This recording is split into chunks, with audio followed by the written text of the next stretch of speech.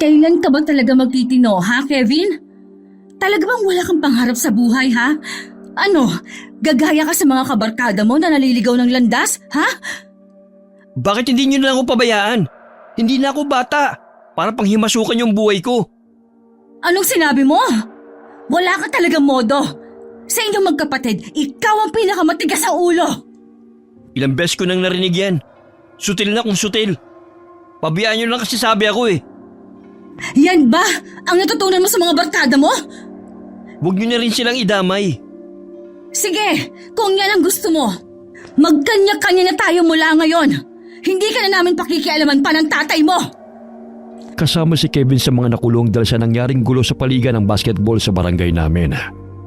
Sa loob ng isang linggo, hindi lamang isang beses itong napapasali sa gulo. Pinahinto na rin namin ito sa pag-aaral dahil sa mga kalokohang ginagawa sa pinapasukang universidad. Parati rin itong bagsak at hindi biro ang tuition fee nito. Maaaring sa ibang mga magulang ay maliit na halaga lamang yun. Pero sa katulad namin na hirap sa buhay, malaking halaga na yon. Anong nangyari? Nakausap mo ba si Kevin? Ay, suko na ako sa batang yon. Hindi ko na alam kung anong gagawin ko. Lahat naman ginawa ko para sa kanya. Masyado kasing nai-impluwensyahan ng mga kaibigan. Nasa tamang edad na rin naman siya. Alam na niya ang tama at mali. Pero mas pinipili pa rin niya ang maling daan. Kakausapin ko siya. Nasa kwarto ba siya ngayon? Umalis siya ulit. Oras na masangkot na naman sa gulong lalaking yan, hindi ko na alam kung kanino pa ako lalapit para tulungan siyang maabsuelto. Ipaubaya mo na lang sa akin ang lahat. Ako na ang humihingi ng pasensya sa sakit ng ulong binibigay ni Kevin. Tinignan ko lamang si Enrico at saka ako pumasok sa silid namin mag-asawa. Kanina kasi nagtutupi ako ng mga damit na nilabhan ko nung isang araw. Oras na hindi pa siya magtino, pangako ko sa sarili ko na hindi na ako muling mangingialam sa kanya.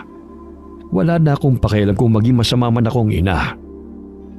Isang linggo pagkatapos ng mainit naming pagtatalo ni Kevin, hindi ko siya masyadong kinikibo. Ang tatay lang niya ang laging kumakausap sa kanya. Hindi siya umuwi nung araw na yon. Kinabukasan, nabalitaan na lang namin na nasangkutan naman siya sa isang malaking gulo.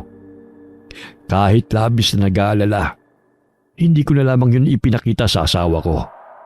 Siya na lang din ang umalam sa detalye ng kinasangkutan ni Kevin. Ako naman sa bahay na lamang naghintay.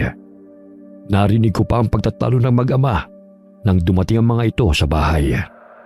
Punong-puno na kami ng nanay mo sa mga pinaggagawa mo. Kailan ka ba talaga magtitino?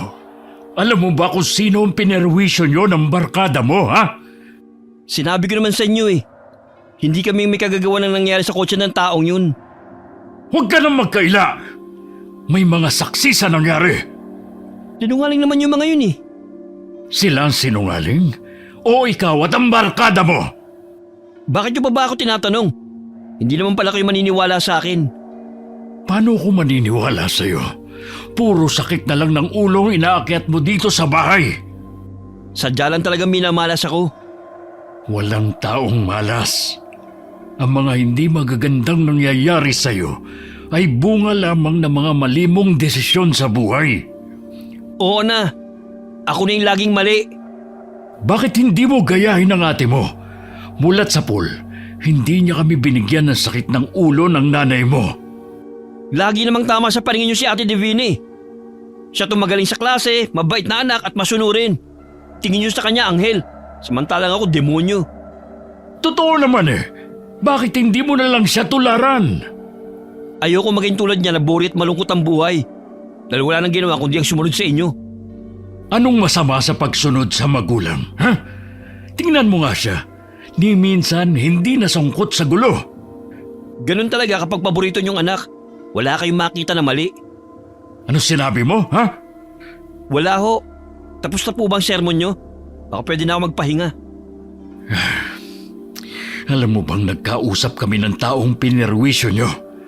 Ang hinihingi niyang kondisyon ay ang umalis ka sa lugar na ito, kapalit ng pag-urong niya sa reklamo. Ano? Bakit? Sino ba siya sa akala niya? Siya bang may-ari ng buong bahay na to? Makinig ka nga muna sa akin! Kahit ngayon lang, hindi siya kung sino lang.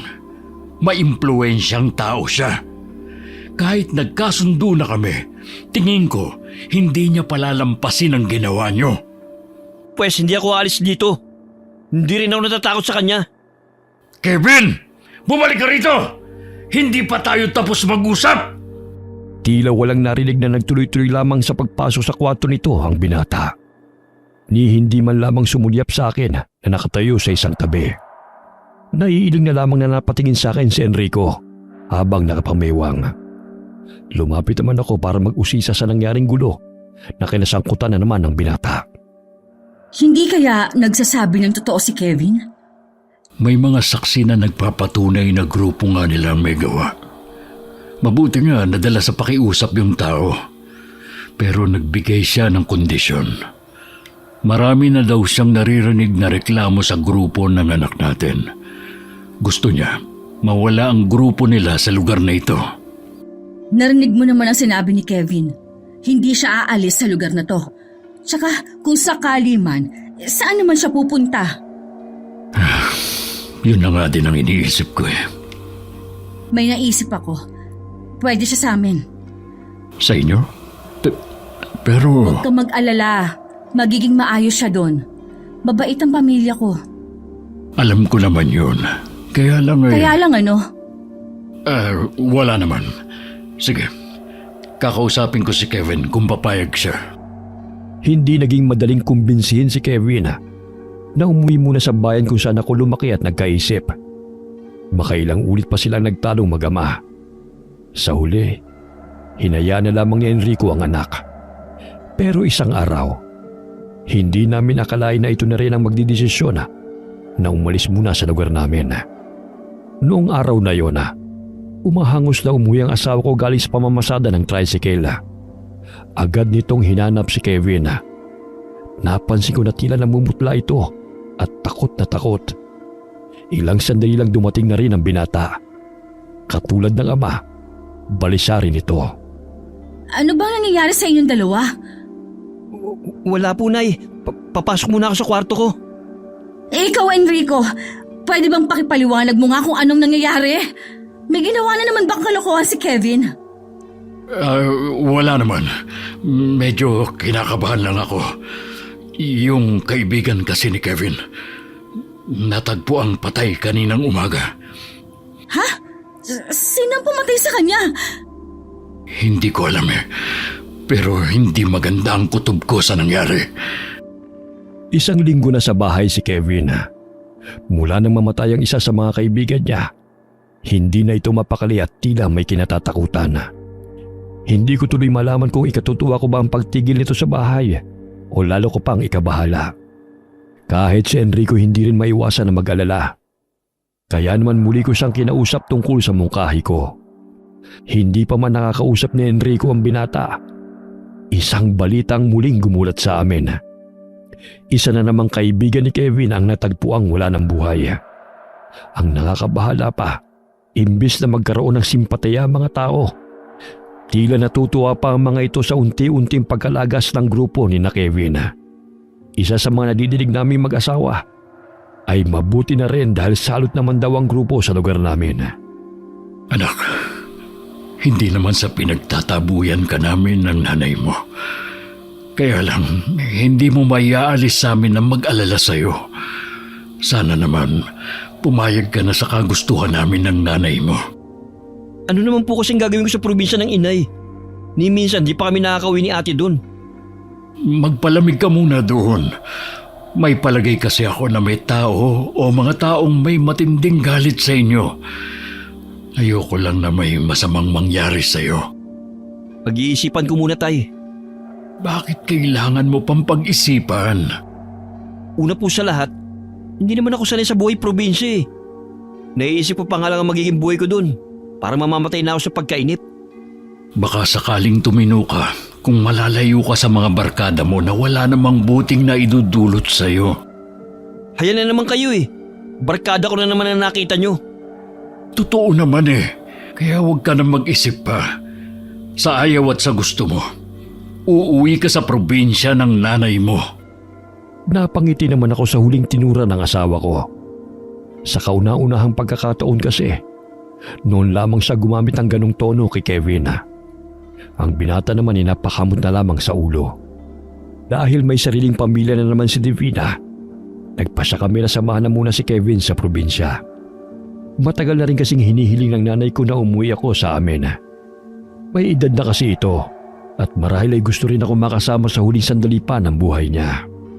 Tsak na matutuwa ang inay sa pag-uwi natin. Sigurado yun.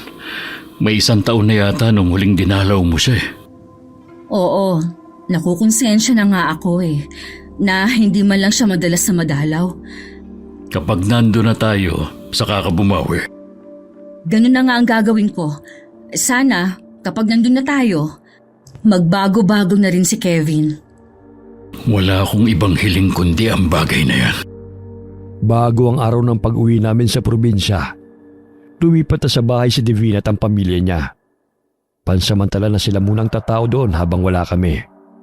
Ang tricycle naman ng asawa ko, balak namin kumuha ng tao na mamamasada at magbibigay na lamang ng boundary sa amin.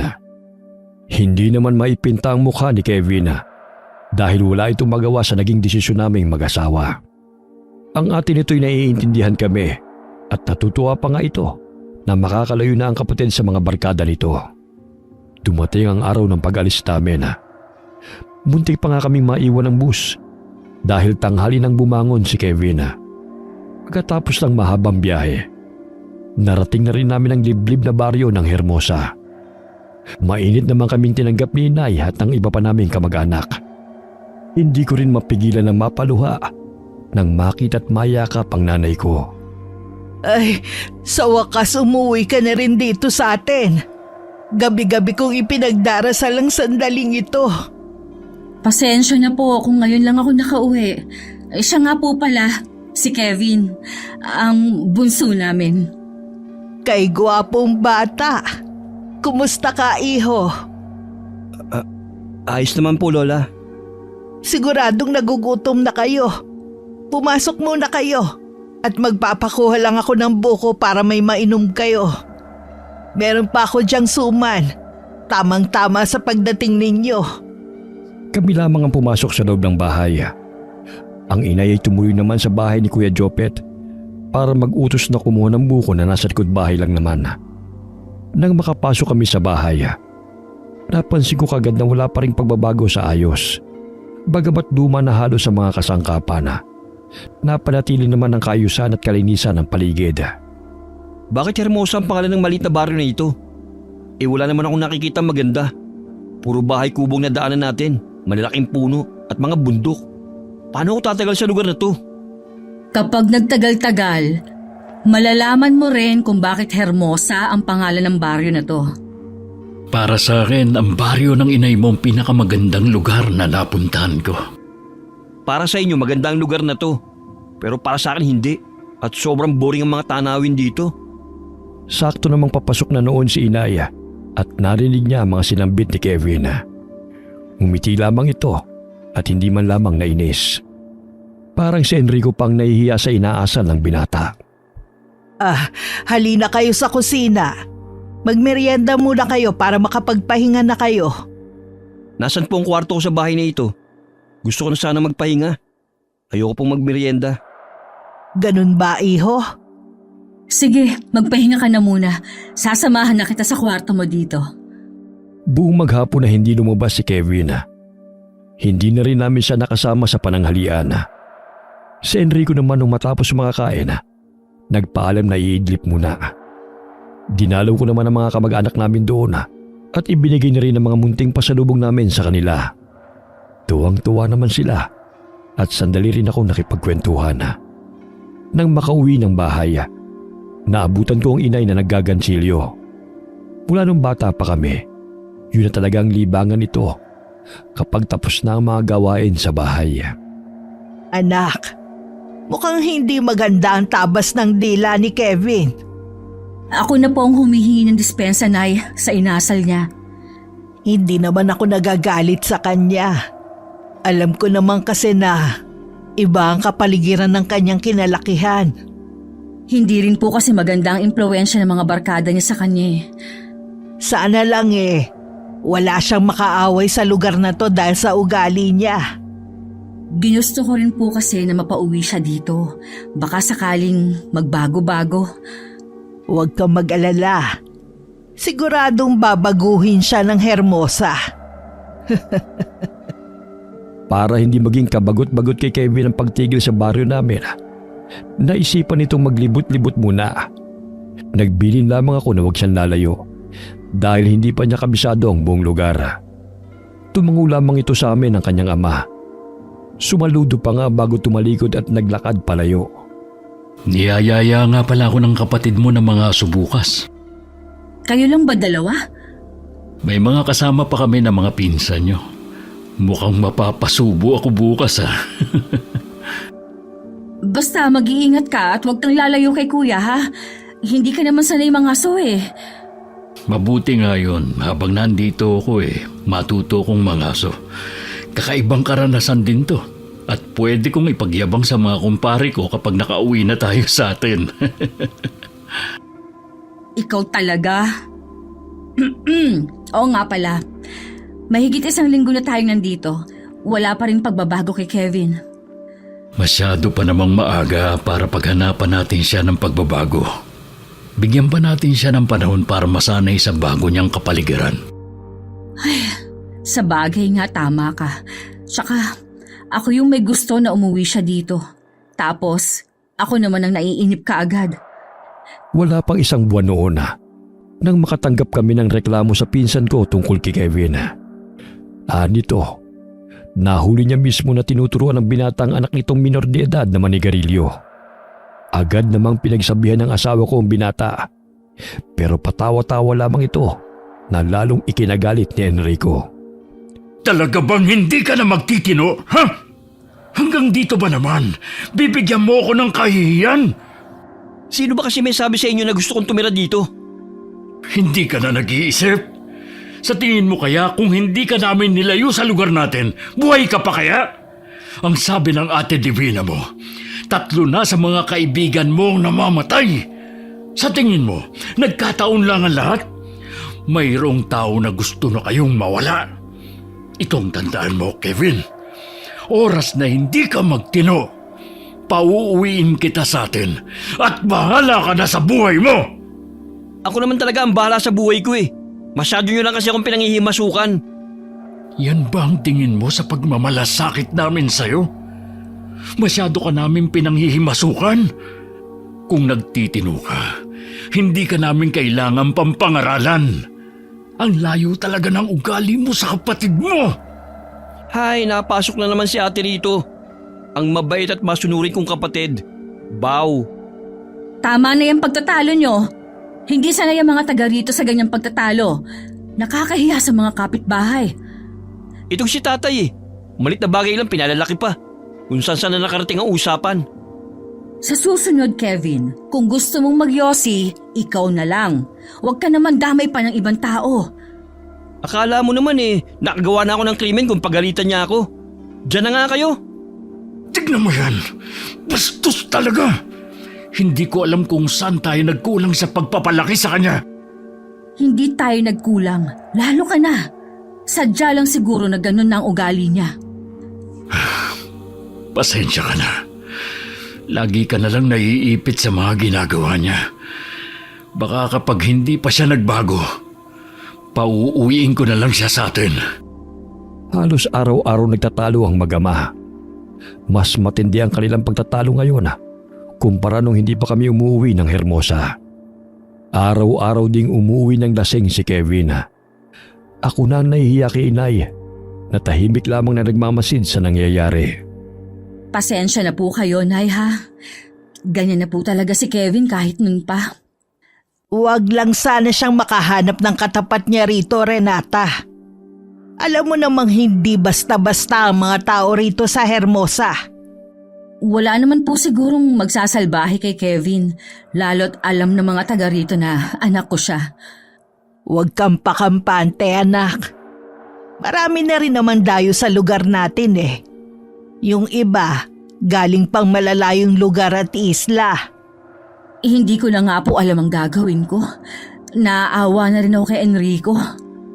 Tama yung sinabi ng asawa mo. Yun talaga ang likas na ugali ng binatang yun. Nananalaytay na sa kanyang dugo ang ugali niya. Nasa kanya ang pagbabago. Kahit oras-oras nyo pa siyang pagsabihan, kung hindi naman pumapasok sa utak niya ang mga pangaral ninyo, wala ding mangyayari. Panalangin ko na sana, magbago pa siya. Hindi naman kasi habang buhay nandito kami ng tatay niya. Ayokong ayawan siya ng mga tao dahil sa ugali niya. Habang nag-uusap pala kami ng mga oras na yon ng inaya, wala kaming kamalay-malaya na nasangkot na naman si Kevin sa gulo. Pumunta sa bahay namin ang naging kaklase ko nung high school. Inirereklamo niya na pinagtangkaan daw ng binata ang kanyang anak. Halos hindi ako makapagsalita ng mga sandaling yon. Parang gusto ko nang ilubog ang sarili ko sa lupa sa sobrang kahihiyan. Gusto ng kaharap ko na magkaharap-harap kami sa barangay.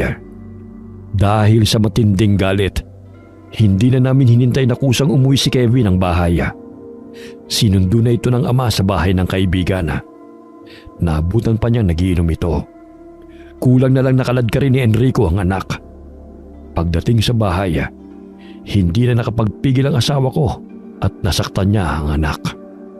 Wala ka na bang ibibigay sa amin ng nanay mo kundi sakit ng ulo?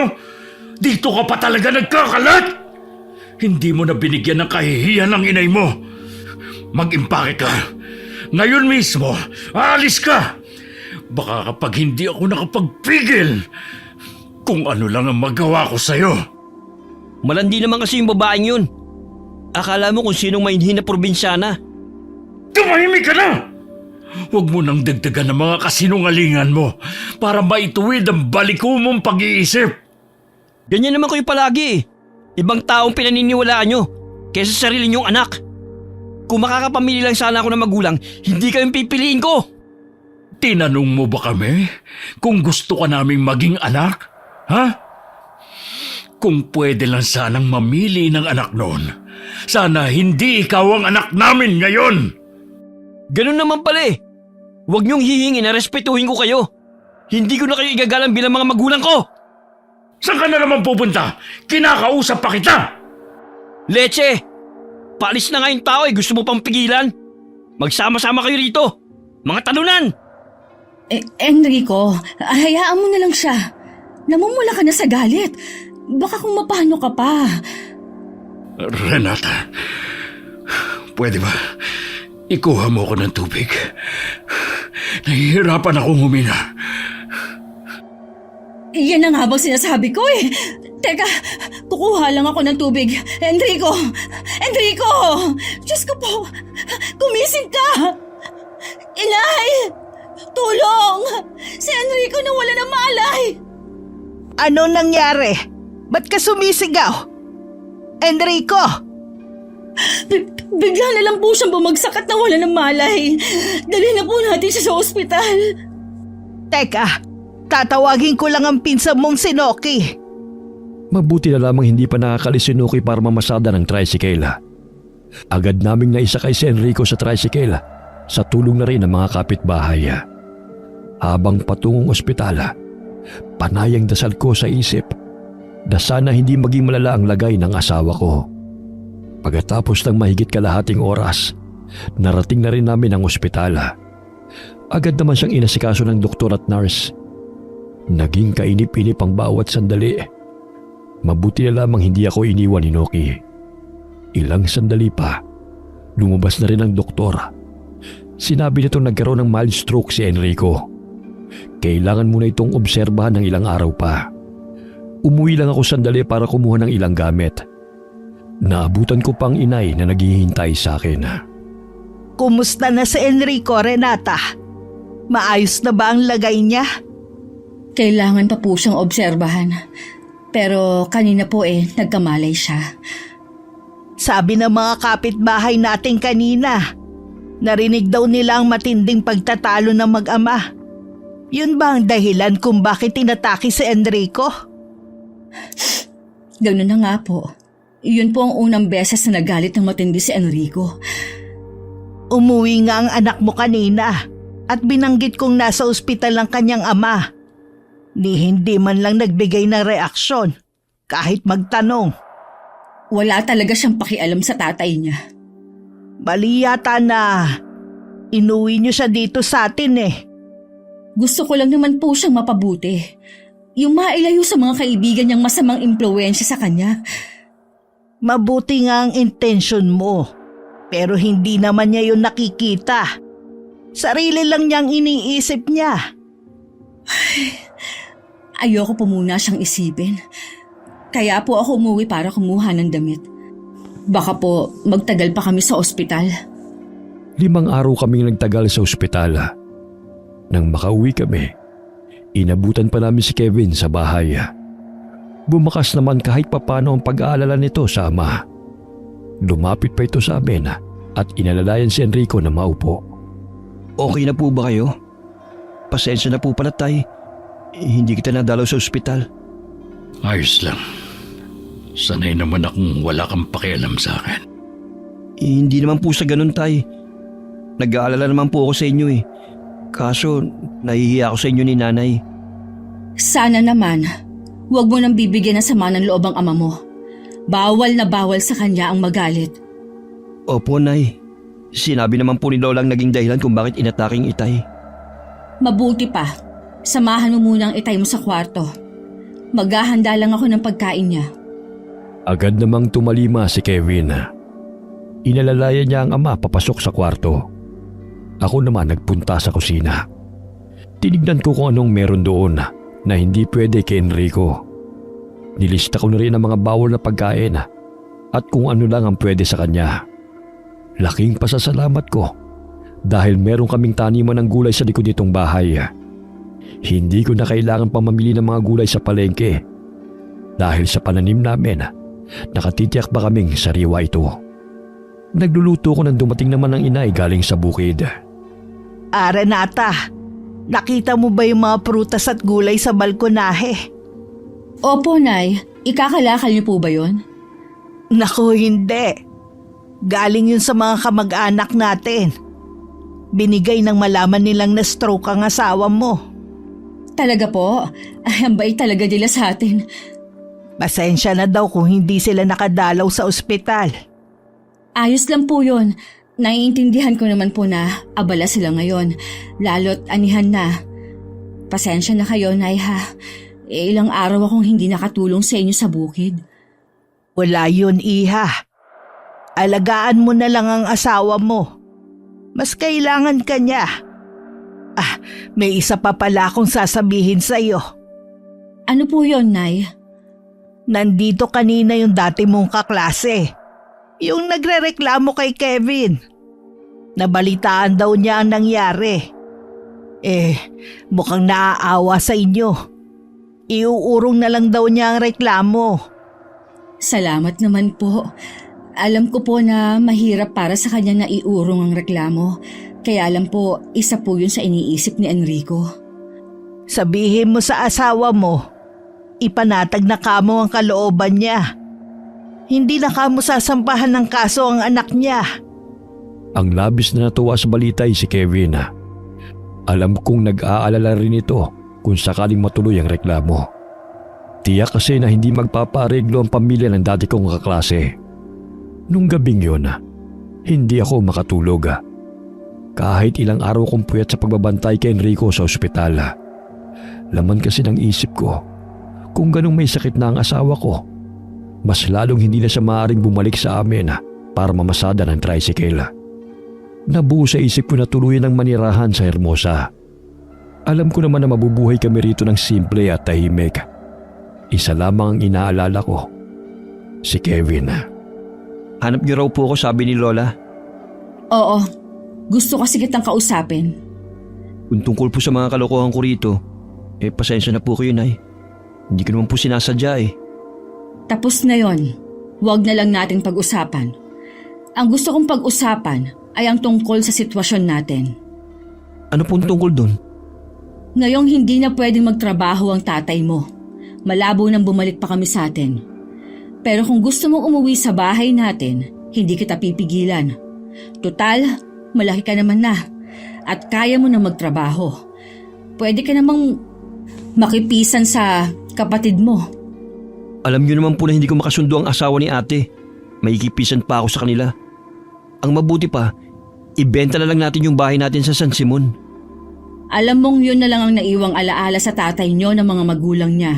Tsak na hindi papayag si Enrico. Eh kung gano'n na rin lang naman pala, dito na lang din ako sa Hermosa.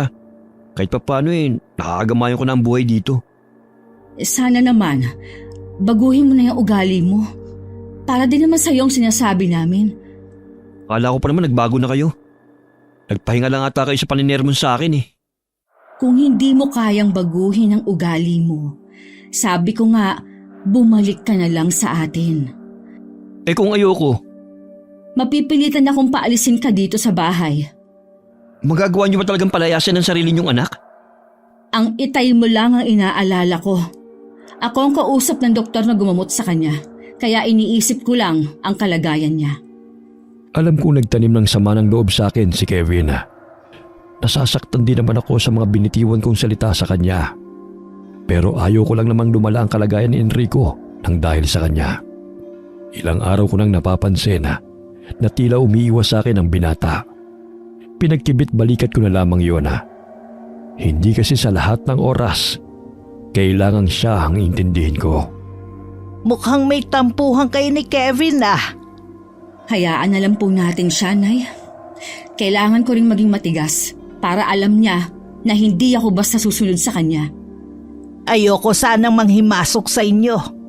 Kaya lang nakikita ko na nahihirapan ka na rin sa kanya. Pwede ka naman kasing makakawala sa sitwasyon mong yan Inaalala ko rin po kasi si Enrico. Ayoko namang sabihin niya kung kailang matagal na kami nagsasama tsaka ako susuko. Sumusobra na kasi ang tabil ng anak niya. Bakit po, Nay? Kayo din po ba sinagot-sagot ni Kevin? Hayaan mo na lang yon. Lasing lang naman siya, kaya siguro nakapagtaas ng boses sa akin. Kailan po ito nangyari? Nung nasa ospital kayo. Minsan sumasagi sa isip ko na baka nasa akin na naging problema, kaya ganun ang pag-uugali niya. Pero bakit si Divina? Hindi naman ganun ang pag-uugali. Huwag mong isipin na ikaw ang may kasalanan kung bakit ganun si Kevin. Sinabi ko nga sa iyo, anak, minsan nananalaytay din sa ugat. Napakabait naman ng kanilang ama. Sa ilang taon namin pagsasama, ni minsan hindi ako noon napagtaasan ng boses man lang. Baka namana niya ang ugali niya sa tunay niyang ina. Hindi malabong mangyari yon.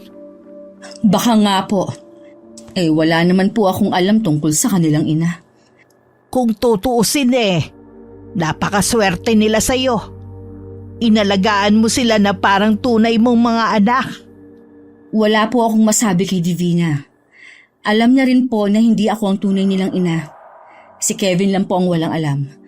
2 taon pa lang siya nung magsama kami ng tatay niya. Wala ba kayong balak na ipagtapat sa kanya ang bagay na yon? Baka kasi dahil doon magbago siya. Hindi pa po namin napag-usapan ni Enrico. Nasa tamang edad na rin naman siya para malaman ng totoo. Nag-aalala kasi ko sa ugali niya Sa totoo lang, anak, marami nang naiinis sa kanya na taga rito. Hayaan niyo po, Nay. Hindi ako mananawa na paalalahanan siya habang nandito pa siya sa Hermosa. Isa sa iniingatan naming lihim ni Enrico ay ang katotohanan na hindi naman talaga ako ang tunay na ina ng magkapatid na Divina at Kevin. Namatay sa panganganak ang tunay nilang ina. 7 taon noon si Divina at 2 taon naman si Kevin na magkakilala kami ng tatay nila. Makalipas ang 3 buwan, nagpakasal kami ni Enrico. Mula noon, nilisan ko na ang lugar namin at madalang na lamang umuwi. Ang maliit na baryo namin dati ay wala talagang pangalan. Sabi ng mga matatanda noong araw, may isa raw na banyaga ang nagpangalan dito dahil sa mga nagagandahan na dilag noong araw. Ang Hermosa ay nababalot ng iba't ibang hiwaga. Marami ang naniniwala na merong lagusan sa lugar namin na papuntang mundo ng mga engkanto. Maging ang tungkol sa pinaniniwala nilang aswang. Nang gabing yun, bilog ang buwan. Pasado 10:00 na, pero wala pa rin si Kevin. Malapit na akong makatulog nang marinig ko ang pagbukas ng pinto. Bakit gising pa po kayo? Hinihintay talaga kita. Saan ka nang galing? Sa bahay ng kaibigan kong si Dante. Wala bang sinabi sa'yo si Dante tuwing kabilugan ng buwan? Tungkol ba sa aswang? Huwag niyo sabihin na naniniwala kayo sa kalokohan na yan. Hindi na mahalaga kung naniniwala ako o hindi. Sana naman, ugaliin mong umuwi ng mas maaga. Wala tayo sa atin. Pasensya na, Nay. Isa pa nga pala, ayaw ko ng pagtataasan mo ng boses ang lola mo. Sinabi ba niya? Oo, wag mo sanang kalilimutan, nasa loob ka ng pamamahay niya. Konting respeto naman. Opo. Matutulog na po ako. Ang akala ko'y makikipagsagutan ba sa akin si Kevin. Kaya nagulat ako sa mga naging tugon niya. Nang makapasok na ito sa sariling silid, tsaka naman ako pumasok sa kwarto naming mag-asawa. Kinabukasan, maaga akong nagising. Ako na naghanda ng almusal namin. Ilang sandali lang, nagising na rin ang inay. Oh anak, di ba puyat ka kagabi sa paghihintay kay Kevin? Dapat natutulog ka pa ngayon. Kahit nandun po ako sa amin, kahit anong puyat ko, hindi po talaga ako nagpapatanghali sa higaan. Oo nga pala, nakalimutan kong banggitin ang bagay na to sa'yo. Nagiging ulyanin na rin kasi ako dahil sa katandaan. Ano pong nakalimutan yung banggitin sa akin? Nandito na ulit sa Hermosa si Manay Ramona. Si Chang Ramona? Nandito na ulit? Oo, nakatira siya sa kubo sa dulo nitong baryo. Pinili niyang manirahan malayo sa mga taga rito. Bakit po kaya siya nagbalik? Hindi ko rin alam. Mula nang mabalitaan ko ang pagbabalik ni Tia Ramona dito sa Hermosa, hindi na ako mapakali. Nahalata naman ni Enrico ang pagkabalisa ko. Nagdahilan na lang ako na iniisip ko ang tungkol kay Kevin. Wala kaming kamalay-malaya na maaga magkukrus ang landas ni na Kevin at ang tiyahin ko na kapatid ng inay. Kasalukuyang patungong bayan ng tiyahin ko nang makasalubong niya ang binata. Dahil makipot ang daan, itinulak ng binata ang matandang babae. Kita mo nga dadaan ako eh. Hindi ka muna tumabi. Talagang tuloy-tuloy ka pa? Hindi ko yata gusto ang tabas ng dila mo, binata. Tila, dayo ka lang dito sa Hermosa. Hoy, tanda! Hindi ako dayo sa lugar na ito. Taga ritong nanay ko. Sino ang nanay mo?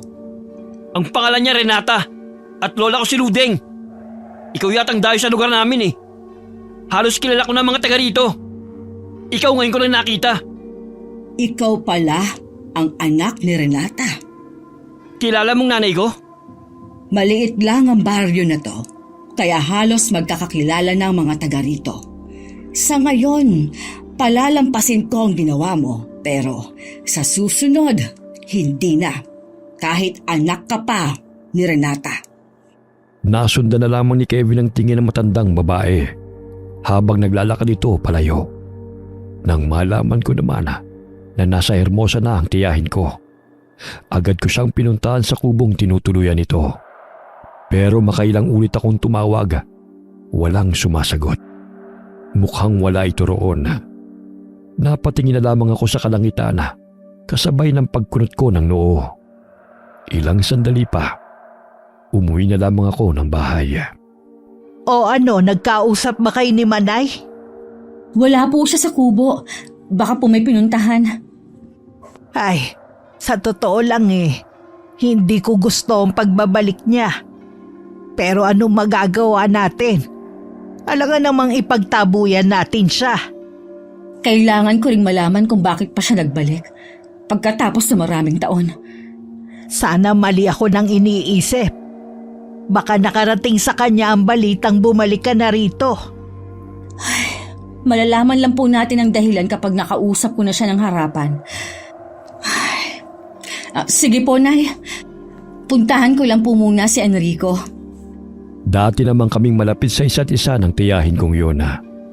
Dahil walang sariling pamilya at wala ring anak, naging malapit siya sa akin nung bata pa lamang ako. Parang anak na ang turing niya sa akin na. Kahit nariyan ang mga magulang ko, lahat ng kailangan ko ibinibigay niya. Hanggang matuklasan ko ang lihim niya. Bago pa ako umalis noon para magtrabaho, umalis na siya ng Hermosa. Mula nga noon, wala na kaming balita sa kanya hanggang sa muli siyang nagbalik. Napapansin ko, ilang araw ka nang tila malalim ang iniisip. May ginawa na naman bang kalokohan si Kevin? Wala namang bago dyan sa anak mo. Pero wala naman nagpunta dito para magreklamo. Kung ganon, ano ang problema? Si Tia Ramona kasi nandito na ulit. Ha? Nandito na pala siya. Akala ko ba may palagay kayong baka patay na siya noon? Nasabi ko lang yon dahil ang tagal na niyang hindi nagpapakita sa amin. Malay ko bang bigla siyang susulpot ulit? Nagkausap na ba kayo? Pinuntahan ko siya sa kubong tinutuluyan niya pero wala siya. Hindi ko pa siya nakakaharap. Pero sa mga kwento mo pa lang, hindi ko na maiwasan na kilabutan. Bukas, pupuntahan ko ulit siya sa kubo niya. Inagahan ko na ang pagpunta sa kubo ng Tianga. Pero hindi ko na naman siya inabutan na. Ilang beses pa ako nagpabalik-balik sa magkakaibang oras. Pero hindi ko talaga siya mabut-abutan na. Hindi ko tuloy alam kung sadya ba niya akong iniiwasan. Maging ang inay na ayaw sanang makaharap ang nakatatandang kapatid ay pinuntahan na rin siya nito. Pero hindi rin sila nagpangabot. Kung ayaw niya tayong harapin, hayaan na lang muna natin siya. Hintayin natin na siya mismo ang pumunta sa atin. Naisip kong tama ang inaya. Tsaka kung totoo ang hinala ko na umiiwas ang Tiang sa amin, wala nga kaming magagawa kundi ang hintay na lang na siya ang lumapit sa amin. Wala kaming kamalay-malay na mga panahon na yun na lagi nagkakaharap sa hindi magandang sitwasyon sina Kevin at ang tiyahin ko. Ikaw na naman, tanda. Sinusundan mo ba ako, ha? Nagkakamali ka, iho. Dito rin talaga ang tungo ko. Sinungaling! Sinusundan mo ako eh. Tumanda na ako ng ganito pero wala pang nagsabi sa akin na sinungaling. Bukod tanging ikaw lang. Sino ka para husgahan ako? Ni hindi mo nga ako kilala. Bakit pa kita kikilalanin? Sino ka ba? Isa ka lang naman pulubing palaboy-laboy. Sinasabi ko sa'yo, gasinulid na lang ang natitirang pasensya ko sa'yo. Huwag mo sanang ubusin. Bakit, tanda? Anong gagawin mo sa akin, ha? Huwag mo akong subukan. Kahit anak ka pa ni Renata, hindi ako mangingiming turuan ka ng leksyon. Ganun ha? Aray! Bakit mo ako tinulak? Wala kang respeto sa matandang katulad ko. Ano, lalabang ka? Tama lang yan sa'yo. Masyado kang maraming sinasabi. Pagsisisihan mo ang araw na nag-cruise ang mga landas natin. Hindi mo pala ako kaya eh. Kung kanina ka pa sana umalis, hindi ka na sana nasaktan. Tiimang mukha ni Tia Ramona nang maglakad palayo.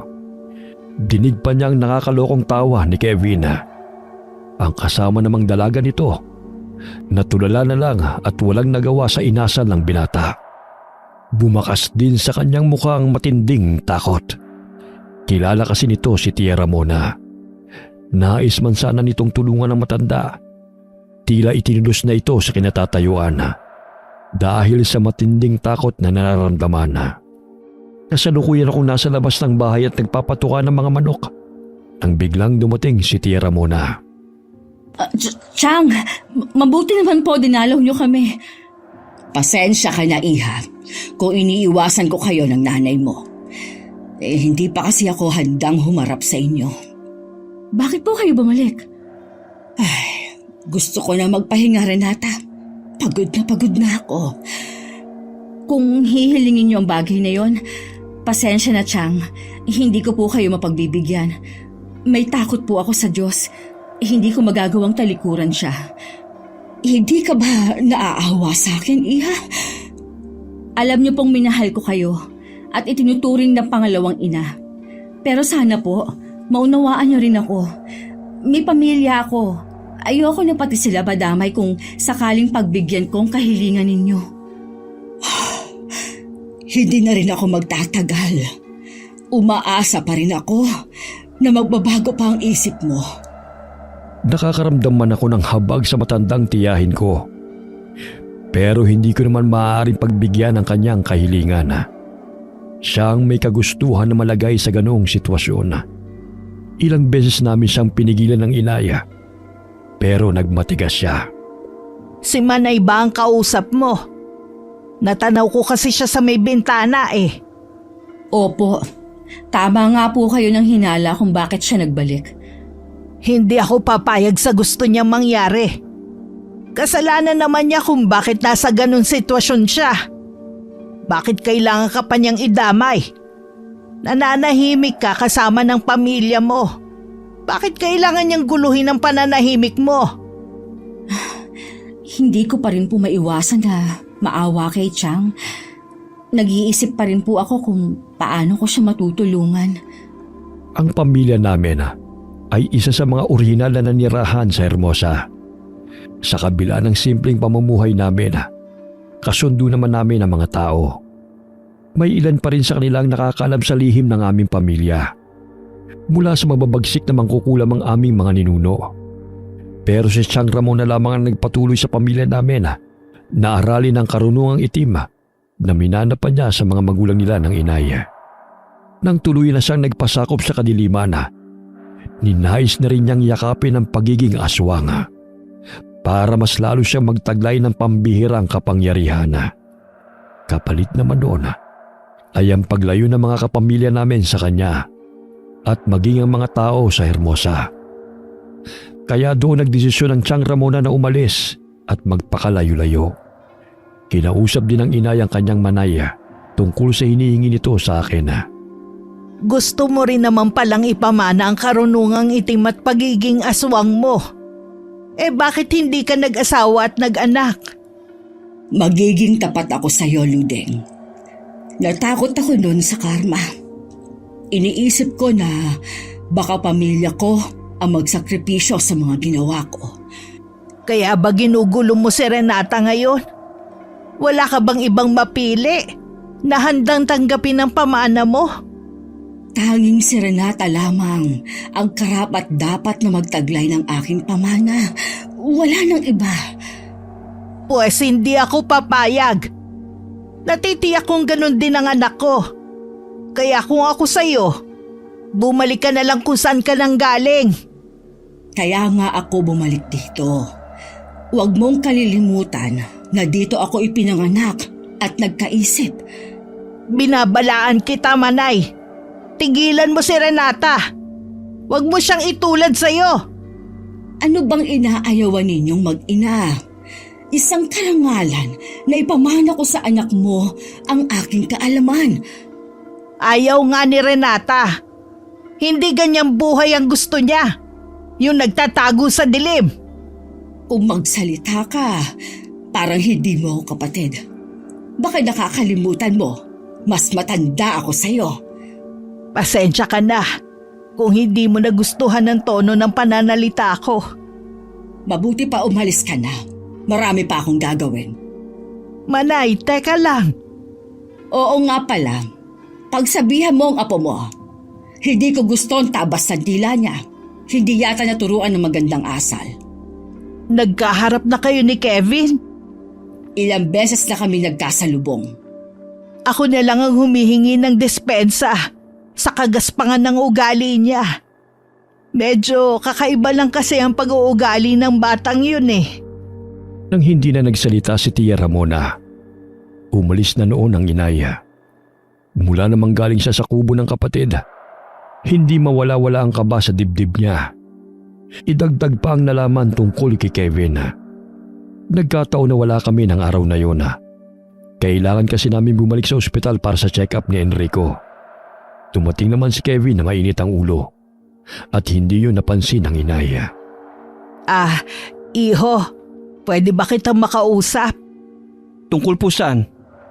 May nakarating kasi sa akin kung paano mo tratuhin ang Lola Ramona mo. Sinong Lola Ramona yun? Yung matandang babae na ilang beses mo nang nakakasalubong. Ah, yung matandang pulubi. Nakatatanda ko siyang kapatid. Kaya lola mo na rin siya. Kaya wag mo siyang tatawaging pulubi. Mukha naman po talaga siyang pulubi. Konting respeto naman sana, iho. Sesermonin mo rin ba ako tulad ni inay? Wala na kayong pinagkaiba eh. Itinatama ka lang ng inay mo. Hindi tama na ganyan ang inuugali mo. Tama na nga. Kaya ako umuwi para kumain.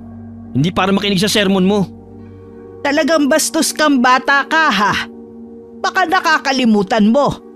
Nasa loob ka ng pamamahay ko. Bahay ko rin to. Kaya gagawin ko kung anong gusto ko. At kung anong gusto kong sabihin. Ngayon alam ko na kung bakit muntik ka ng sukuan ng anak ko. Matindi nga talaga ang ugali mo. Anong gagawin mo ha? Magsusubok na naman kay inay? Samahan pa kita. Sa ayaw at sa gusto ni Renata, kakausapin ko siya para ibalik ka na sa inyo. Hindi ako aalis sa bahay na ito. Ang kapal mo namang matanda ka. Para basta mo na lang akong palayasin dito. Para sabihin ko sa'yo, nung una pa lang, ayoko na rito. Ang inay lang ang mapilit. Ngayon nagugustuhan ko na rito. Tsaka nyo naman ako paalisin. Pwes, magtiis kayo sa ugali ko. Walang nagawa ang inay ng mga sandaling yon kundi mapaiyak na lamang. Si Kevin naman parang walang nangyari na kumain at pagkatapos ay umalis ng bahay. Akala ng inay walang nakasaksi sa mainit nilang pagtatalo ng binata. Lingid sa kanya. Nakita mismo't narinig lahat ng kanilang usapan ni Tia Ramona. Pagdating namin ng bahay, nadatnan ko ang inay na tila nanghihinang nakaupo sa sofa. Noong unay ayaw pa niyang sabihin ang nangyari. Pero bandang huli napilit ko na rin siyang magtapat. Hindi na kami nagulat pang mag-asawa. Ako na po na yung humihingi ng dispensa sa ginawa ng anak ko. Huwag po kayong mag-alala. Kakausapin ko po siya mamaya. Ako na lang ang gagawa. Baka kung mapano ka pa. Alam mong bawal sa'yo magalit. Sobra na kasi akong nahihiya sa inyo dahil sa pinagagawa ng anak ko. Tama si Renata. Ipaubaya mo na lang sa kanya ang lahat. Patawarin niyo ko pero hindi ko na kayang makasama pa si Kevin sa bahay na to. Tumanda na ako ng ganito pero kahit kailan, hindi ako pinagtaasan at pinagsalitaan ng ganon ng mga anak ko. At tunay na mga apo. Hindi kami nakaimik pareho ni Enrico sa mga tinura ng inay. Batid kasi namin na may katotohanan ng mga sinabi nito. Nang sulyapan ko ang asawa ko, nakatungo lamang siya. Alam kong nahihiya sa nanay ko dahil sa ginagawa ng anak niya. Nang mapag-isa kami sa kwarto, noon lamang nagsalita si Enrico. Tama ang inay mo. Kung kinakailangan, pati ako ay aalis na rin dito. Tiyak naman kasing hindi papayag si Kevin na umalis mag-isa. Hindi ka pa maaaring bumiyahe na mag-isa. Baka mapano ka pa. Suko na ako sa batang yon. Kahit saan siya talaga makarating, puro sakit lang ng ulo ang binibigay niya. Wala na akong mukhang maiharap sa nanay mo at sa ibang tao. Kakausapin ko siya sa huling pagkakataon bago ko siya pabalikin sa atin. Ayoko na magkasakit ka na naman ng dahil sa kanya. Kung gusto mo siyang harapin, magpagaling ka muna. Gaya ng dati, maghahating gabi na nang dumating si Kevin sa bahay. Narinig kong kumakatok siya sa may pinto nang hindi niya ito mabuksan. Sinadya ko talaga yon para hindi siya makapasok. Gusto ko kasi sa labas kami mag-usap ng sarili nana. Nang tumigil ito sa pagkatok, tsaka naman ako lumapit sa may pinto at tsaka lumabas. Lasing ka na naman? Uwi no ngayon. Tsaka, bakit ang tagal mong magbukas? Kanina pa ako inaantok eh. Hindi ka pwedeng pumasok sa loob ng bahay. Mag-usap muna tayo dito. Ano naman bang drama to ha? Mula ngayon, Hindi ka na pwedeng tumira sa bahay ng nanay ko. Bumalik ka na sa atin. Gawin mo kung anong gusto mong gawin. Wala na kaming pakialam pa. Pinapalayas mo ba ako? Hindi ko mapapalampas ang pagtataas ng boses mo sa nanay ko. Kami nga na tumanda na ng ganito. Hindi namin siya napagtaasan ng boses. Tapos ikaw, gagawin mo yun sa kanya? Masyado naman kasing manermon si Lola eh. Huwag mo siyang tatawaging Lola. Dahil ano? Itinatakwil niya na ako bilang apo? Dahil hindi ka naman niya tunay na apo. Ano? Teka, anong ibig mo sabihin, Nay? Nawala na bang kalasingan mo? Mabuti naman. Makinig ka sa lahat ng sasabihin ko. Nang umpisahan kong sabihin sa kanya ang lahat, nanlaki pa ang mga mata nito at bakas ang hindi pagkapaniwala. Nakita ko pa ang pagkislap ng luha sa mga mata niya. Parang dinudurog ang puso ko. Pero kailangan ko yung gawin. Sa tingin ko kasi, masyado ko siyang napalaki sa layaw, kaya naging sutil ito. Sana lang tamang desisyon ko.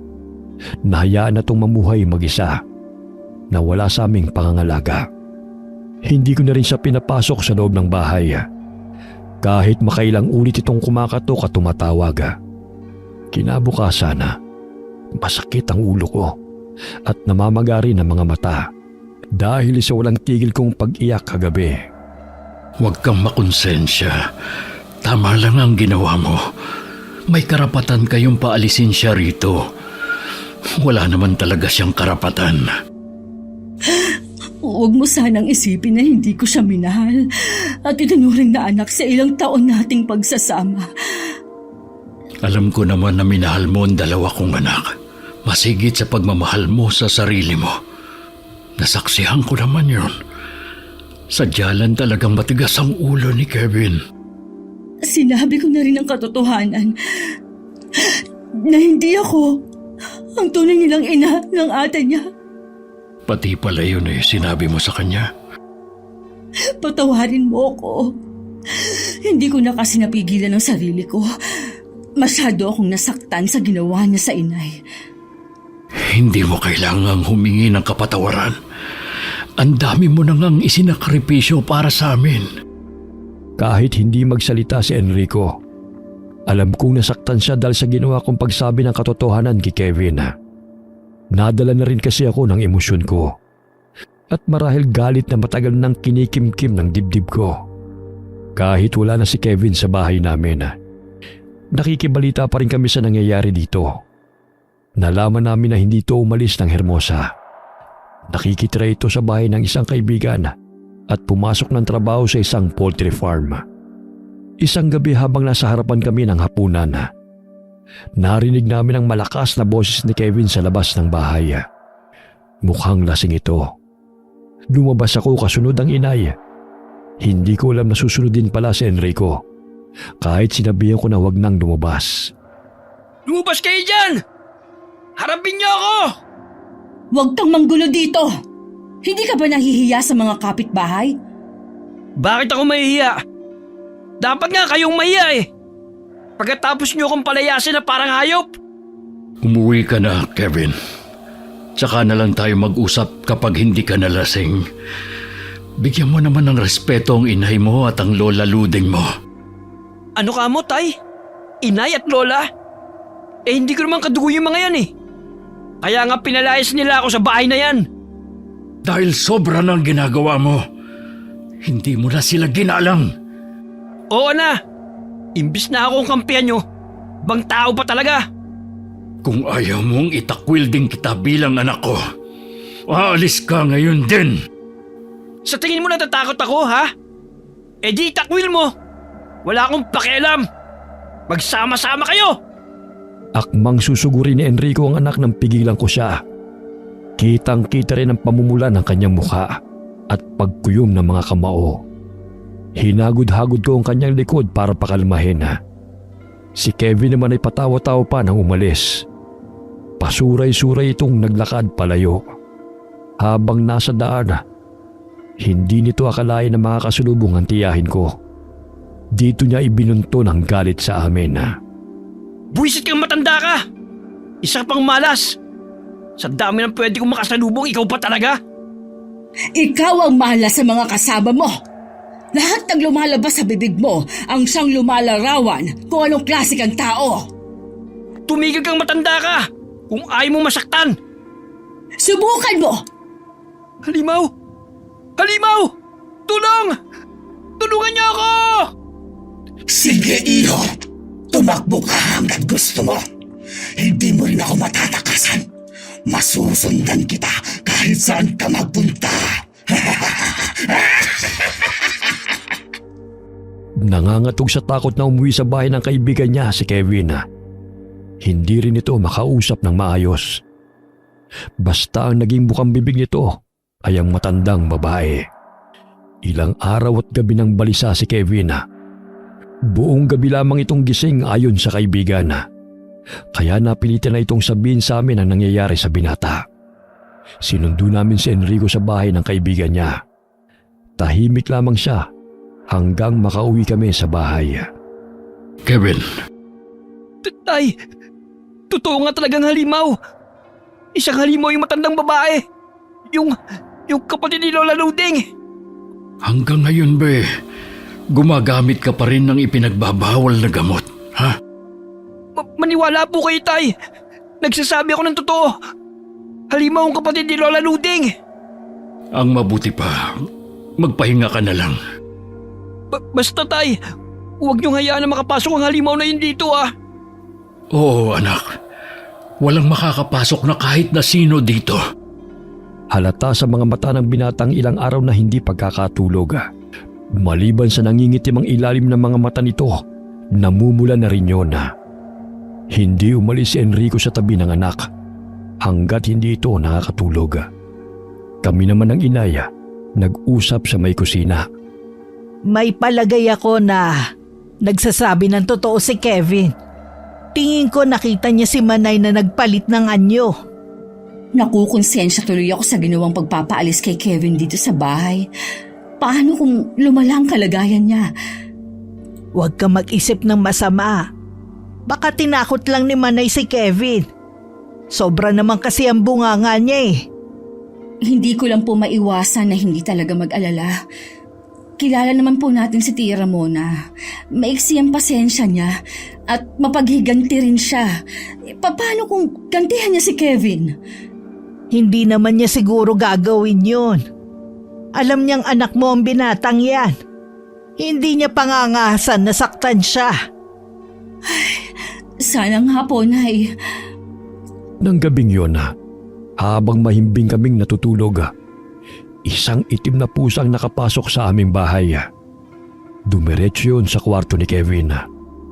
Naalimpungatan naman ang binata noon nang maramdaman na tila merong nagmamasid sa kanya.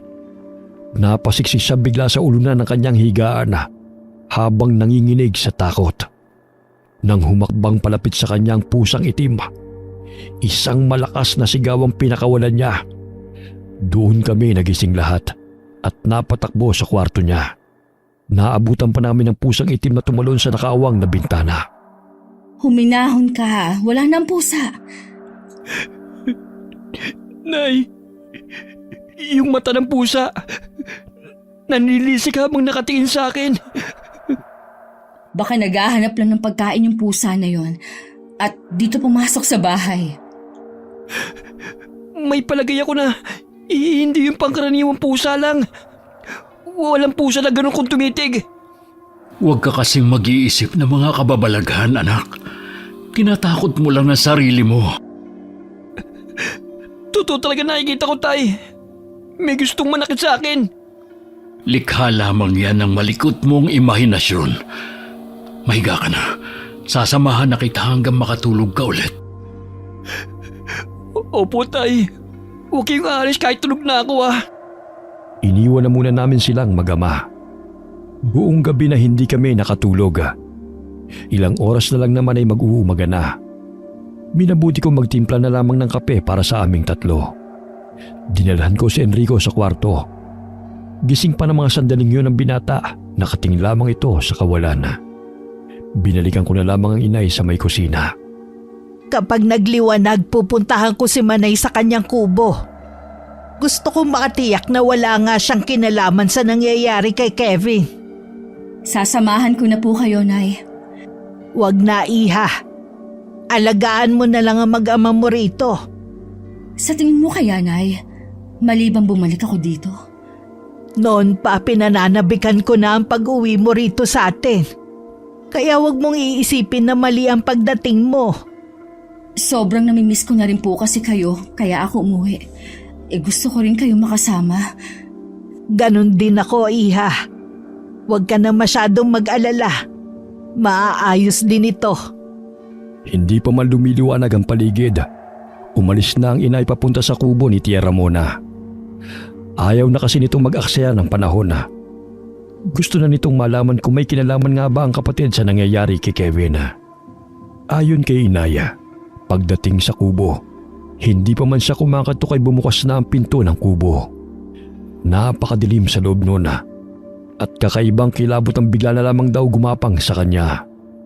Para siyang itinulos sa kanyang kinatatayuan nang biglang nagsindi ang mga kandila sa loob. Pumasok ka, kapatid. Hindi ka ba natatakot na magkaroon ng sunog sa dami ng kandilang nakasindi? Huwag kang mag-alala. May sariling isip ang mga kandila ko. Hindi nila ako ipahahamak. Manay, naparito ko para sabihin sanang tigilan mo na si Kevin. Wala naman akong ginawa sa kanya. Pero nakita ka niya sa anyong aswang. Sobrang takot na nung bata. Dapat lang yun sa kanya. Bastos at walang modo ang lalaking yon.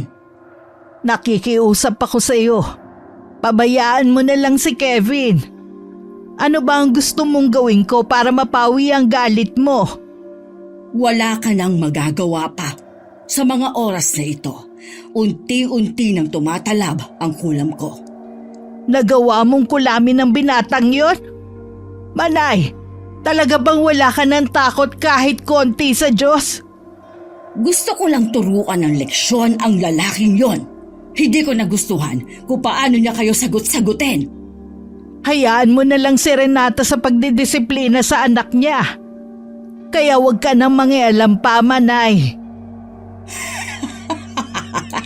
Ay, isa pa yan. Paano niya didisiplinahin ang hindi naman niya anak? Ha? Alam mo? Siyempre naman. Sa tingin mo mapaglalangan niya ako? Mga bata pa ang magkapatid ng mapangasawa ni Renata ang kanilang ama. Mula noon siya ang itinuring nilang ina. Dalaga ang anak mo. Pero pumayag ka makapag-asawa ng isang byudo. Mabait si Enrico. Wala akong masabi sa pakikisama niya. At higit sa lahat, mahal niya si Renata at tanggap niya ang pamilya natin. Hanggang saan kaya tatanggapin ni Enrico ang pamilya natin? Paano kung masaksihan niya ang paghihirap ng anak niya ng dahil sa akin? Kung balak mong gamitin ang pamilya ni Renata para mapapayag siya sa gusto mo, hindi sa ganyang paraan mo pwedeng manipulahin ang anak ko. Ano ba ang gusto mo? Matapos na ang salinlahi ng ating angkan tungkol sa paggamit ng karunungang itim? Noon pa ayoko nang manahin yan sa mga magulang natin. Ikaw lang tong mapilit. Pwes bahala kang maghanap ng tagapagmana. Isa kang hibang. Nagbago lang naman ang pananaw mo nang makilala mo si Pablo. Mabuti na lang, tuluyan na siyang nawala sa landas ninyong mag-iina. Teka nga lang, Manay. Huwag mong sabihin may kinalaman ka sa pagkamatay ng asawa ko. Ano kung ako nga? Ang sama mo! Paano mo nagawa sa akin to? Sarili mong kapatid inalisan mo ng katuwang sa buhay. Bakit? Pinunan ko rin naman lahat ng pangangailangan ninyo mag-iina. Kung hindi dahil sa mga tulong ko, marahil naranasan na ng mga anak mo ang magdildil ng asin. Wala akong dapat na ipagpasalamat sa iyo. Ikaw ang pumatay sa asawa ko. Kulang pa nga ang mga ginawa mo noon para tumbasan ang pagkawala niya. Isa kang ang halimaw! Anong sinabi mo? Halimaw pala, ha? Biglang naging mabalasik ang anyo ni Tia Ramona. Umabang malaalambre nitong buhok Naging kulubot ang balat at humaba ang mga kuko sa kamay at paa. Tila may sariling buhay ang buhok nito at mabilis yung gumapang kay Inaya. Pumulupot yun sa leeg nito at pahigpit ng pahigpit. Pakawalan mo ako, Manay! Parang awa mo na! Hindi ko hahayaan na hadlangan mo ako sa mga plano ko. Kahit kapatid pa kita, hindi ako mangingiming patayin ka. Parang awa mo na! Lubayan mo na ang pamilya ko! Lulubayan ko lang kayo. Oras na pumayag na si Renata sa gusto ko. Nagkanda ubo-ubo ang Inaya habang hinihimas ang leeg. Napatras pa siya papunta sa may pinto habang nakatunghay sa nakakatakot na itsura ng kapatid. Hindi makapaniwala ang inay na ganun ang magiging itsura nito mula nang tanggapin ang pagiging aswang. Kahit araw, nagagawa pa rin ang kapatid niya magbago ng anyo. May palagay ang inay na hindi pangkaraniwan lamang na aswang ang kanyang manaya. Hinamig muna ng inay ang sarili bago umuwi ng bahay. Sadya ko naman siyang hinihintay ng mga sandaling yun. Nay! Mabuti naman po nakauwi na kayo. Nagkausap na po ba kayo ng Chang? Oo. Nagkausap nga kami. Anong napag-usapan niyo? Renata, kailangan niyong ihanda ang mga sarili ninyo. Lalo na si Enrico. Sa kanya ako labis na nag-aalala. Inay, diretsahin niyo na ako. Ano po ang nangyari sa paghaharap niyo ni Tia Ramona? Kinulam niya si Kevin. Wala na raw tayong magagawa pa. Dahil unti-unti nang tumatalab ang sumpa niya rito. Hindi niya maaaring gawin yun. Anong karapatan niya para guluhin ang pamilya ko? Iba ang lakas niya. Nakakatakot siya. Pwes, hindi ako natatakot sa kanya. Haharapin ko siya. Iha, huwag ka nang pumunta ron. Hindi na siya ang kilala nating Manay. Kahit na anong pigil sa akin ng Inaya, pumunta pa rin ako sa bahay ni Tia Ramona. Naabutan ko siyang nagsasagawa ng ritual. Halos mapaso na rin ako sa dami ng kandila na nakasindi sa buong paligid. Batid kong alam na niya ang presensya ko kahit hindi siya lumingon. Chang, napag-isipan mo na ba? Wala akong pag-iisipan dahil buo ang desisyon ko na hindi sumunod sa yapak ninyo. Kung ganon, bakit ka pa nagpunta dito? Para sabihin na tigilan mo ang ginagawa mo sa anak ko. Anak mo? Nagpapatawa ka ba, Renata? Hindi mo anak ang lalaking yon. Walang lumabas na sanggol sa sinapupunan mo. Huwag kang hibang. Hindi naman kailangan magluwal ako ng sanggol para lang masabi na ina ko. Nahihibang ka lang talaga. Tignan ko lang kung hanggang kailan ka magiging ina sa lalaking yon. Chang, nakikiusap po ako sa inyo. Huwag niyo nang saktan si Kevin. Umuwi ka na. Wala ka na magagawa pa para mailigtas ang taong yon. Chang! Kung ikaw na nga ang itinuturing niyang ina, nabigo ka dahil hindi marunong gumalang ang lalaking yon sa mas matanda sa kanya. Huwag niyo po siyang husgahan. Hindi niyo siya kilala. Masakit marinig ang katotohanan, pero maaaring may pagkukulang ka. Kaya ganung kagaspang ang pag-uugali niya. Alam ko na lumarawan sa mukha kong sakit sa tinurang yon ng tiyahin ko. Nagkaroon tuloy ako ng katanungan sa isip ko na baka nga nagkulang ako bilang ina ni Kevin. Bigo akong umuwi sa bahay. Pagdating ko roon, nagkakagulo sila dahil namimilipit sa matinding sakit ng tiyan si Kevin. Dalhin na natin sa ospital si Kevin. Kanina pa kasi masakit ang tiyan niya. Wala tayong magagawa. Hindi doktor ang kailangan niya. Ha? Huwag mo sabihin na may kumukulam sa kanya. Oo. Sino ang kumukulam kay Kevin? Si Tia Ramona. Gumaganti siya dahil sa ginawa sa kanya ni Kevin. Tulungan mo kung mailigtas ang anak ko. Hindi ko kayang nakikitang nahihirapan siya. Oo. Lahat gagawin natin para gumaling siya. Nagpatawag ang inay ng albularyo na nagmula pa sa ibang lugar. May albularyo kasi sa amin, pero hindi nito kaya ang kapangyarihan ng tiyahin ko. Isa kasi siya sa mga nakakaalam sa lihim ng aming pamilya. Marami rin ang nagpatotoo. Isa na roon ang kaibigang babae ni Kevin kung paano nito bastusin si Tia Ramona nung makita nila noon.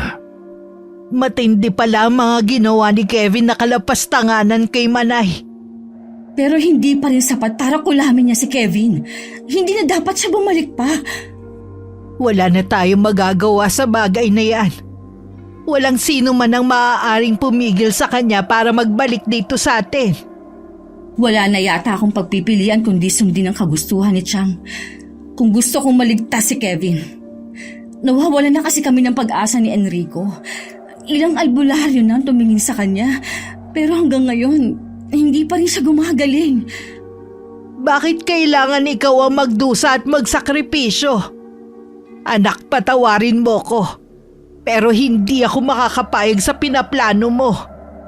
Mayroon pa ba kayong naiisip na solusyon? Wala.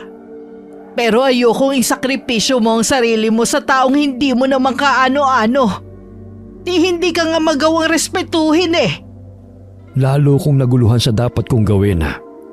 Hindi lang ako kay Kevin naaawa, maging sa asawa ko. Bumabagsak na rin ang katawan nito dahil sa kakulangan ng tulog. Madalas kasi sa gabi dumadaing ng pananakit ng buong katawan ng anak niya. Hindi ko rin maiwasan na baka atakihin na naman siya ng sakit niya. Iniiwasan ko na rin na pumasok sa kwarto ng binata dahil hindi ko mapigilan na labis na maawa sa kalunos-lunos nitong kalagayan. Minsan umalis ako para sumama sa pag-aani sa bukid. Hindi ko alam na sasamantalahin yun ng inay para kausapin ang asawa ko. Sinabi ng inay ang hinihinging kapalit ng kapatid para sa paggaling ng anak nito. Nagpapasalamat ako ng labis sa iyo, Enrico, dahil tinanggap mo ng buong puso ang anak ko sa kabila ng lihim ng aming pamilya. Pero sana wag mo namang hayaan na magsakripisyo ang anak ko. Kailanman po, hindi ko hihilingin kay Renata na gawin niya ang bagay na yun. Pero hindi mo mapipigilan ang anak ko. Mahal niya kayong mag-ama. Lahat handa niyang gawin. Wala na pong ibang paraan para gumaling ang anak ko. Matindi ang itim na kapangyarihan ng kapatid ko. Walang makakatalo sa kanya. Maliban na lang kung siya mismo ang babawi sa karamdaman na ibinigay niya. Pasensya ka na. Wala rin akong maitutulong sa inyong mag-ama. Napatungo na lamang si Enrico habang tumutulo ang luha sa mga mata. Nang sulyapan niya si Kevin, nakatingin ito sa kanya. Tila nagmamakaawa na iligtasan ito. Sa nakikitang paghihirap ng anak, nagkaroon ng lakas ng loob si Enrico na pumunta sa kubo ng tiyahin ko para kausapin ito. Anong ginagawa mo dito? Ako po ang tatay ni... Kilala kita. Kung nandito ka para makiusap sa akin, nag-aaksaya ka lang ng oras mo sa pagpunta dito. Kung kinakailangan po, luluhod ako sa harapan niyo. Bawiin niyo lang po ang kulam na binigay niyo sa anak ko. Kahit ano pa ang gawin mo, hindi ko babawiin ang sakit na ibinigay ko sa anak mo. Maging aral na lang sa'yo ang nangyari sa kanya. Nagmamakaawa po ako sa inyo. Ako na lang ang pahirapan niyo. Huwag na ang anak ko. Lumuhod pa si Enrico sa harapan ng tiyahin ko. Pero tinalikuran lamang siya nito. Napahagulgul na lamang siya habang nakaluhod sa lupa. Sinisisi ang sarili dahil sa nangyari sa anak. Pagdating sa bahay, nag-aalala na sinalubong ko siya at tinanong kung saan nanggaling. Ano? Galing ta kay Chang? Umaasa ako na baka pwedeng ako na lang ang kapalit ng anak ko. Pero nagmatigas siya sa kapila ng pagmamakaawa ko sa kanya. Kilala ko ang tiyahin kong yun. Noon pa man likas na sa kanyang pagiging matigas ang kalooban. Wala rin pwedeng bumali sa kanyang desisyon. Gusto ko na lang matapos ang paghihirap ng anak ko. May isa pa akong magagawa. Alam kong iniisip mo. Huwag mo nang ituloy. Ayokong pati ikaw ay mawala din sa akin. Hindi mo kailangang isakripisyo ang sarili mo. Wala kang dapat patunayan. Sapat na ang ilang taon mong pag-aalaga sa amin ng mga anak ko. Alam kong mahal na mahal mo sila. Huwag mong sabihin na susuko ka na lang. Tingnan mo ang kalagayan ni Kevin. Kahit siya hinihiling na rin ang sarili niyang kamatayan. Patawarin mo ako. Kung hindi ko sana ipinilit na umuwi tayo dito sa amin, hindi mangyayari to. Huwag mong laging sisihin ang sarili mo. Walang dapat sisihin kundi si Kevin na rin. Kung nakinig lang sana siya sa atin, hindi ito mangyayari sa kanya. Alam kong hirap na si Kevin sa kalagayan niya. Pinapunta na rin namin si Divina para makita at makasama ang kanyang kapatid. Naging madamdamin din ang pagkikitang muli nila. Dahil hirap na sa pagsasalita si Kevin, puro senya sa kamay na lamang ang ginagawa nito. Tinanggap na lamang namin na hanggang doon na lamang siya at wala kaming magagawa para pigilan yon. Anak, patawarin mo ang inay kung marami akong pagkukulang sa'yo, ha? Kung lagi kitang napagsasabihan noon. Mahal lang kasi kita kaya kita pinagagalitan. Hindi kami galit ng inay mo sa'yo. Sa mga ginagawa mo lang, ayaw ka kasi naming mapahamak. Kung pagod ka na, pwede ka nang magpahinga, anak. Hindi ko na rin kasi kayang makita kang naghihirap. Huwag ka mag-alala. Makakasama mo naman ang inay mo. Hindi ka niya pababayaan. Mahigpit kong niyakap si Kevin. Parang ayaw ko nang bumitaw. Noon ko lamang mas lalong naramdaman na hindi ko pala kayang pakawalan siya. Ngayon pa lamang, nararamdaman ko na kaagad ang pangungulila. Pagkatapos sumunod namang yumakap si Enrico. Iniwan ko muna silang mag-ama. Lumabas muna ako sa bahay para magpahangin. Habang nakatingin ako sa mga bituin sa langit, naririnig ko ang iyakan sa loob. Ganun ba kahalaga sa'yo ang mga taong yun? Chang, anong ginagawa niyo dito? Mula nang dumating ako, lagi ko na kayong sinusubaybayan. Gusto ko lang makita ang buhay na pinili mo. Kahit mahirap at puno ng pagsubok, hindi ko ipagpapalit ang buhay na pinili ko. Tama lang ang ginawa mo. Piliin mo ang buhay na magpapasaya sa'yo, hindi ang malungkot na buhay na pinili ko. Chang, hindi ba kayo masaya? Kapag ang isang tao ay hindi kontento sa buhay, hindi talaga nito mahahanap ang kaligayahan.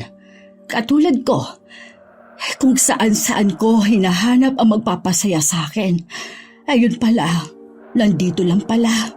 Pero huli na ako. Magbalik loob na kayo, Chang. Bumalik na kayo sa amin.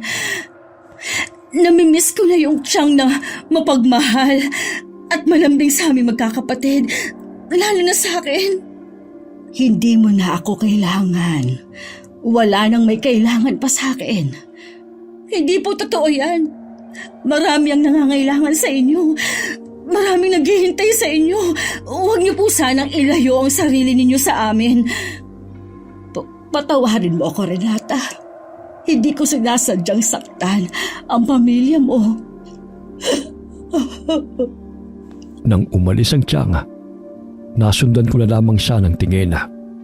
Naramdaman ko na marami ding pinagdaanan nito noong mga panahon na hindi namin siya kasama.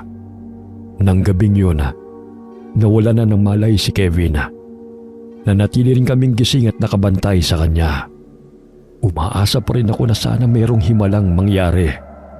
Ikinalulungkot ko ang nangyari, anak.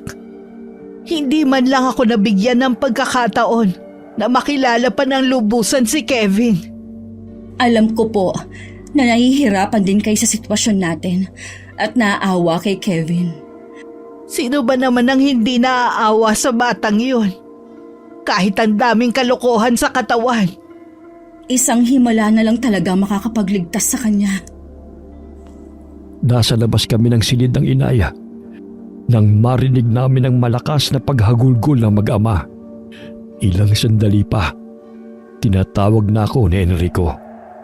Napasulyap ako kay inay na nakatungo at bakas ang lungkot sa muka. Mabigat ang hakbang na pumasok ako sa kwarto na walang tigil sa pag-agos ang luha sa mga mata ko. Hindi rin ako makatingin ng diretso sa kanila. Renata, ang anak natin. Buhay siya. Tingnan mo, naghihilom na ang mga sugat niya sa katawan. Bumabalik na rin sa dati ang kulay niya. Ha? Ano? Paano nangyari yun? Lumapit ka at tignan mo siya. Oo nga. Isa nga ba itong himala? Nagmumulat na siya ng mga mata. Kevin, anak. Tay, Nay, hindi ba ako nananaginip lang? Hindi anak, kami talaga ito. Salamat sa Diyos. Nalampas ang buong pagsubok na ito. Nagugutom ka ba? May gusto ka bang kainin? Sabihin mo lang anak, ipagluluto kita. Isang linggo ka na kasing hindi kumakain eh. Alam kong nagugutom ka na. Gusto ko po yung lagi niyong niluluto sa akin ng mga bata pa kami ni ate. Yun po ang namimiss ko. Oo, ipagluluto ko kayo ng putahing yon. Pero hindi muna ngayon. Baka kasi mabiglaan tiyan mo. Kailangan siguro maglugaw ka muna. Oo nga, tama ang itay mo. Parang nagdahilan lamang si Kevin sa naging karamdaman niya. Malakas na ulit siya at masigla. Nakita rin namin ang pagbabago sa ugali niya. Minsan nagpaalam siya na lalabas ng bahay. Anito gusto niyang personal na humingi ng kapatawaran sa mga taong nagawa niya ng masama. Sana tuloy-tuloy ng pagbabago ni Kevin. Naging matinding aral sa kanyang muntikan ng pagkakalagay sa peligro ng buhay niya. Kaya siguro nakapag-isip-isip na siya. Nabanggit nga niya sa akin nung isang araw na babalik na siya sa atin. Maghahanap daw siya ng trabaho at mag-iipon. Gusto daw niyang bumalik sa pag-aaral. Maganda ang plano niyang bumalik sa pag-aaral. Kapag daw umuwi ang ate Divina niya sa 1 linggo, sasabay na daw siya. Wala rin pagsidla ng saya namin mag-asawa dahil sa malaking pagbabago kay Kevin. Sino nga bang mag-aakala na ang karanasang ito ang magpapabago sa kanya? Nang mga oras ding yun, pinuntahan ni Kevin ang kubo kung saan nakatira si Tia Ramona. Noong una nag-aalangan siya na tumawag dahil mukhang wala namang nakatira sa kubo na yon. Mataas na rin ang mga damo sa paligid. Nang biglang bumukas ang pinto na yari sa kawayan, bahagya pa siyang napaigtad sa langit-kit noon. Anong ginagawa mo dito, iho? Pasensya na po kay Lola. Kung basta na lang ako pumunta rito. Gusto ko lang po sanang humingi sa inyo ng kapatawaran sa lahat po ng pambabastos na ginawa ko. Mabuti naman at napagtanto mo na rin ang mga mali mong ginagawa. Kinailangan pa po na malagay ako sa bingit ng kamatayan para maisip ko ang mga mali ko. Sobrang nahihiya ako sa ibang taong naperwisyo ko. Lalong-lalo na po sa mga magulang ko. Totoo nga na kahit gaano pa tayo kasama, ay may kabutihan pa rin na nakatanim sa puso natin. Pagyamanin mo yon, iho. Huwag ka na ulit babalik sa dati mong ginagawa. Hindi na po, Lola. Hindi ko nasasayangin ang pangalawang pagkakataon na ibinigay sa akin. Bago umalis, lumapit pa si Kevin sa tiyahin ko at nagmano. Lumambot naman ang ekspresyon ng mukha ng tiyahin ko. Dama niya kasi ang sensibilidad ng binata sa tinura nito sa kanya. Salamat naman. Naisipan niyo akong dalawin. Ngayon, matatahimik na ako dahil alam ko na hindi kayo galit sa akin. Dadalawa na nga lang tayong nabubuhay na magkapatid. Magkakagalit pa ba tayo? Patawarin mo ako, Ludeng. Kumuntik na kitang mapatay nung minsang nagtungo ka dito. Wala na yun sa akin, Manay. bakit hindi ka na lang lumipat sa bahay namin? Para kahit papano may titingin sa'yo. Oo nga naman, Chang. Chang, salamat po pala na binawi ninyong kulam kay Kevin. Nasasaktan din kasi ako na makita kang umiiyak nang dahil sa kanya. Napakaswerte ng asawa mo sa'yo. Swerte din po ako sa kanya. Mabait at mapagmahal po si Enrico. Siguro, ito na ang huling sandaling makakausap niyo ko. Huwag niyo pong sabihin yan, Chang. Gusto pa namin kayo makasama ng matagal. Ako rin. Kaya lang, nung binawi ko ang sumpa kay Kevin, malaki ang nawala sa aking lakas. Alam ko rin na naniningil na sa akin ang karma. Kaya tama lang siguro na buhay ko ang maging kapalit. Manay, kung sa tingin mo hindi ka na magtatagal, sana magbalik loob ka na sa Panginoon. Siya lang ang kilalanin mong nag-iisang tagapagligtas nating lahat. Huwag mo sanang hayaan na makulong sa kadiliman ng kaluluwa mo. Sinunod ni Tia Ramon ang sinabi sa kanya ng inaya. Sinamahan namin siyang pumunta sa araw na yon sa simbahan na. Kahit nanghihina, pinilit pa rin niyang maglakad. Nakita namin ang inayang taus-pusong pagsisisi ni Tia Ramona sa mga kasalanang ginawa niya. Umiiyak siya habang nagpapatira pa sa harap ng altar. 3 araw pagkatapos noon, binawian ng buhay si Tia Ramona. Sa pagkawala ng tiyahin ko, lalo kong napatunayan na gaano man kamakasalanan ng isang tao, kapag taos sa kanyang puso ang paglapit at paghingi ng tawad sa Panginoon, ikaw ay kanyang tatanggapin. Sapagkat ang bawat humihingi ay tatanggap. Ang bawat humahanap ay makakatagpo, at ang bawat kumakatok ay kanyang pagbubuksan. Wakas.